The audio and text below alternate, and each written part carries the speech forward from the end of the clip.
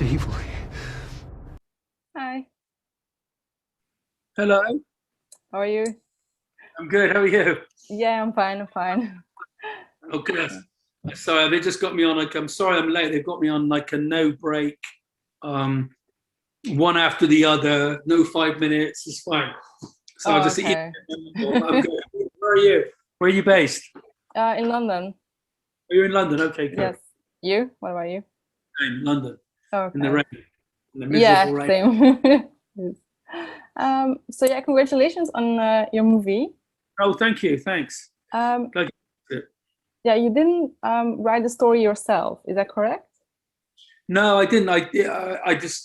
I kind of stumbled across the script, and it was in a very they were quite close to getting it made, and they said, "Would you be interested?" And I looked at it, and there were things that I wanted to bring in, some of my usual kind of elements. I felt, for me, horrors, ghost stories are about what's within you. You know what The Shining, films that are scary, that you dig into the character, less so the house. The script at the time was very much about the so-called, I say, true story of what happened at the rectory, at Borley Hall Rectory, and I didn't want to make a film about a real haunting, because I think real haunting, you can be haunted. If you're suffering from depression and you're in an old house, and you could be suffering from depression and be haunted in company. You know what I mean? I find that stuff scarier than the things that go bump in the night. So we kind of just worked on pushing it more about some of the things that are buried beneath the rug in this relationship and in the period. It was always set in the 30s, but I wanted to explore a little bit more the idea of, there was always this sense of, is Harry Price, is there a connection in some way to fascism and the rise of fascism? There were hints of that in the original script. We just slightly lent into it a bit more in this. Okay, so you did have a hand in the script after all. Not in writing, but certainly in always. Yeah, in everything I've ever done, even in telly. I can't help it. I've always got to push it somewhere. You have to, I didn't sit and write it. I pushed the story in a way that I felt I wanted to see it go, that would scare me and interest me. So that was And as a director, do you also determine who is gonna play in the movie? Because the cast is amazing in this one. So. Oh, thank you. Yeah, absolutely. Yeah, I mean, I worked with Jess before, Jess Brown Finley, who is just amazing in the film, I think. I worked with her before, and we became friends. So when I realized that this was possible to make this film, we were working on the script, I got in touch with her. And then obviously I'd worked with Sean Harris before in my first film, Creep. So we'd stayed friends, and I was kind of like, Sean, you fancy coming in and doing the... And he was like, yeah, we would both discuss certain roles, like Anthony Hopkins in Bram Stoker's Dracula. We liked that he wanted to be quite big and flowery with it and play the character quite exuberant. And, he's always in the shadows. We start off, he's dancing and he's like a modern character that comes into this very old world.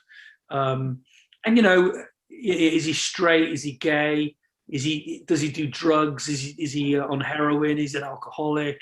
All of these, we liked all those elements of him.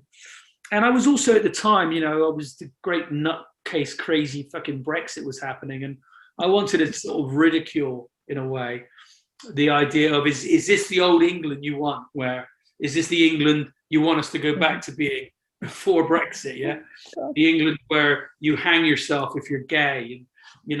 And you live in this terrible judgmental world where fascism's on the rise. So we were touching into all that, leaning into it, but no, very much so. I think Jess especially, you really feel for her, and you kind of understand that she's in this bizarre marriage to a vicar, sexless relationship where he sort of hates her for having a past, and it's twisted. I like it. Yeah, it's you can really feel and connect with her. So she did a great job. Oh, Um, good. yeah, and so the movie is set in like a very big mansion, a very big house in general. It's a very beautiful house as well. Where was it based, and how did you come across it? Yeah, no, it's based. It's I can't remember the hall's name. It's up in. It's in bloody hell, what's the name of the area? It's in Yorkshire. I can't remember. It's maybe 50 miles. I can't remember the name of the place. It's a very famous stately home. We obviously, and we had access to use it because Jason, the producer, knew the man who owned it. And obviously, those stately homes, they are high running costs anyway. And so they were keen to let filming happen there. We couldn't. We obviously couldn't use. So if you see the way the film is in the sort of epilogue where you see the Nazi flags on the big side, it's all the same house. It's like it's supposed to be in Germany. And so what we had to do, because we had the access to this house, the house is actually too big for a rectory, if you like. So we had to sort of try to film in certain corners of it to try and not make it as big. And then we just stopped worrying in the end. I mean, if you look at film, even look at like a film like E.T., and you go, those houses in America, they're just massive, and they look better for being massive. You know, if you shoot something over here, it's like you can't possibly shoot in a real size British house because they're so small. It would just look like a sort of, you know. So we just stopped worrying in the end. We put it on the wide angle lenses and just went for it. Yeah. Just go for it. Yeah, well, it really paid off, so that's good. And so there's like a lot of special effects in this movie, I guess, to create the danger and stuff. So what was the hardest scene to shoot? Well, the whole thing was quite difficult only because of the only things that are ever hard to shoot is all about money. If there's no money issue, then nothing's difficult. It's so, you know, it's much easier to shoot a scene in Mission Impossible, believe me, than it is to shoot something when you've got no money. Because if you can just throw money at it, then you can give it to somebody else and they can work out how to do it. The hardest thing in this was the schedule and the time. It was quite a low budget film, so we had you know, a number of restrictions, which we got around in the end. So nothing was especially difficult over and above the schedule. I guess the things I like the most, scenes like I like all the stuff when she's got the multiple versions of her. You know, even something as simple when you've got no money on a film, even something as simple as the scene where we're above the glass of water and we drag across until we're above Jess and Jess wakes up. Even something as seemingly simple as that becomes very complicated when you've got to balance a camera above someone's head that could kill them, and the grips have to build a big rig. So yeah, there's no real, the hard thing is really just, you know, trying to keep the imagination going. I mean, I think that is the key and I think that's not hard when you're up against it because you have to find inventive ways. But we were lucky really with the cast. I mean, the little girl is phenomenal in the film, and she's, you know, if that hadn't have worked, we would be done for. If any of the performers hadn't have worked, we would have been done for. We never had any kind of time for any mistakes, if you like. Okay. And during the casting, did the cast come together before, or was, as you said, if the little girl didn't work with the rest, or no, we were kind of, we were you know, when the way casting works is you either need cast to get finance, or you you know, so most cases we were in a position where we kind of had the money in place. We obviously wanted to put some people in that were the best actors possible, but also that have some interest with the press and some value. So Sean Harris, who's, you know, the reason I mentioned Mission Impossible, Sean, if you recognized him, was the guy that plays Harry, had been the baddie in the last two Mission Impossible films. So he'd come from literally going on helicopter rides with Tom Cruise to suddenly going back to the very basics of filmmaking when you're all, because we all lived in the house as well. The thing is, because to keep the budget down, we all moved in. Oh, really? So it was kind of, we were, so it wasn't like we were slumming it. You know, like the bedroom that Jess is in, I think her actual bedroom was next door to it. And so yeah, I mean, it's a 5-star place. So it was like, yeah, us poor filmmakers all, slumming it. Not quite, but it was definitely more like in line with a student film, in the sense of not a student film, but the idea that we're all in it together. Much more so than having your own drivers and all the other stuff that comes with a possible movie. But that kind of made it very kind of like we all fought for the same thing. So no, I was pleased with it. Mm-hmm. Sure. And what do you hope that people take away after they've seen the movie? I just hope that it gets. I like films, especially horror movies. I like them to be interesting, and I find things. You can watch something and go, "Oh God, that's the scariest film ever made." That's not the scariest. You can watch stuff that. I mean, I have people say, "You got to see this; it's really terrifying," and I was watching it; it's not scary in the slightest. I mean, I like films. It's not about being scary. It's like it might be scary, but it's not interesting. And I think what we tried to do with this was to sort of just make it a bit interesting and to touch upon things that you don't expect to see. The sex scene with no sex, the idea that is it him who's looking through the door at her when she's brushing her hair. There's these creepy things that start to feel sort of grubby in that relationship that I think become interesting and make it more than the sum of its parts. So that's what we're most pleased with. It's got a little life of its own. It's a strange, interesting, odd little film that we all really like. So yeah, it's a That's weird. Good. Yeah. Yeah. No. Exactly. And I think, I like the idea that she comes around and wakes up and then sees herself later in the movie, and you start to realize that are the steps you're taking, is your fate inevitable, and you start to, these things start to creep in on you. You start to sort of work as an audience and go, oh, I think I know. This is okay. There's two of them. Is she the woman? Is there? And when you start doing that and formulating things and engaging in a film, certainly in a horror movie, I think it's there that you can be haunted yourself a little bit by. You start to feel anxious that things are not unraveling the way you think they are, and I think those are the more interesting films for me. Anyway, hopefully that's what people will think too when they watch it on Shudder. So, yeah.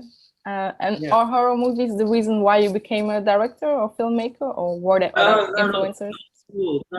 No. It's quite the opposite. Okay. I loved horror movies as a kid, and I still like them, but I kind of fell into doing them because of the knowledge I had from obsessing over horror movies when I was in my teens. And then I realized that I love making them because I realized that actually it gives you a real, I've got an innate natural kind of, I've got a twisted sense of humor. I see things through a very specifically twisted kind of, I say twisted, but a lens that makes me giggle when things are really twisted, and I go, that would be really funny if we did that. And what I mean by funny is interesting if we do this and we pull the rug away this way. And also thematically, horror really allows you to dig into what's going on. And I mean, Invasion of the Body Snatchers back in the McCarthyism genre, really, it's become much more than it was when I started. I mean, genre now is not B-movie fare. It gets nominated for an Oscar. It's Get Out. You make movies films like Get Out, which are absolutely about today and are absolutely a really great night out in the movies. So I feel as though I started on horror. I've gone off in a tangent, and I'm actually looking forward to making a few more horror movies. That's the plan anyway.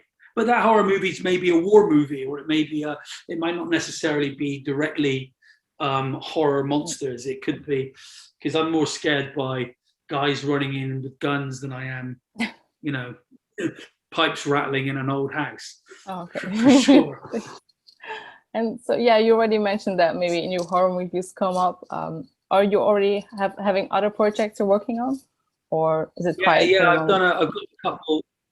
Yeah, no, I've got a couple that I've written. I've got a film called Consecration, which I'm hopefully going to shoot later this year, which is a kind of witchy detective kind of thing set in America. And I've come up with a slasher movie that I'm trying to finish, called The Judas Goat, which is a great title. The Judas Goat. I haven't done that yet. I haven't finished it yet, but I want to make that as well with the same company that made this. So that's the next plan. Okay, and can you tell us a bit more what it's about, or do you only have the title? Yeah, so or...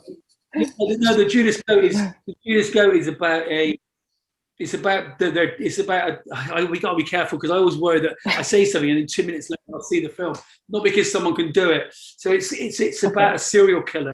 Judas Goat's a serial killer who is a kind of the name the Judas Goat has become his name in the press, a bit like Jack the Ripper. The Judas Goat is this collector of kids. He's a kid killer, you think. And he's being transported between one prison to another, and you hang out with him. And then it's like, what would happen if he escaped? Is the and so it looks at killers not in the sort of Freddy and Jason way, but it looks at them as though the banal lumps of shit that they are as people, and it treats it really kind of real and really, but doesn't give it the Hollywood. He's got great dialogue, but it treats it much more like it's just an animal, and we can't let him out, and try to make it more real that way, and then have some kids playing on a farm nearby, and see if I can see how he reacts. See if I can really walk the line of whoa, this is really dodgy, and see how much we can do it without, but having a twinkle in the eye so that it's not grim, so that trying to walk that balance of the illicit, if you like, which is what makes horror movies scary when you're a kid. Why they affect you most when you're young is you realize you're watching something you shouldn't really be watching, and when you get older, it's very hard to maintain. And that's why I think you need to go into people's own fears to scare adults more than you with kids. You just have monsters, So I think, and it's basically how these two young girls in this house fight back. Don't worry, it's not gonna be demented. It's gonna be like, it's gonna be totally cool. Yeah. Okay. Yeah. Well, that's it. So yeah. Well, looking forward to that one, to the other projects. So yeah, that was my last. Fingers crossed. Yeah, so that was actually my last question. Okay. I really enjoyed this. That was great. Thank you. Thank you. Have a good rest of the day. Yeah. Bye. Dear God, thank you for bringing us together as a family. I hope you're both settling in well. Yes, thank you, Father. We'll make it a home in every room. Amen. Over there is the bedroom, that is the living room, and this is the dining room. What's this room? You're not to go there. You're forbidden.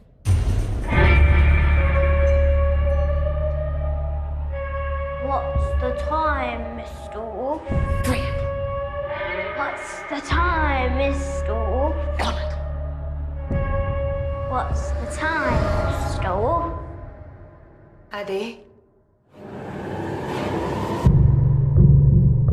There has been a man seen in town this afternoon. He's a charlatan, a storyteller. He's dangerous. Why have you placed the young couple in that house? They shouldn't be there. Have you seen things in the night, perhaps? You heard whispers?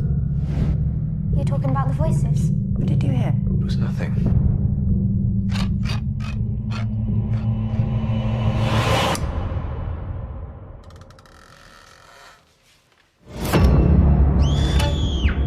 They did unspeakable things in that house. It's just created by that man to mess with our heads.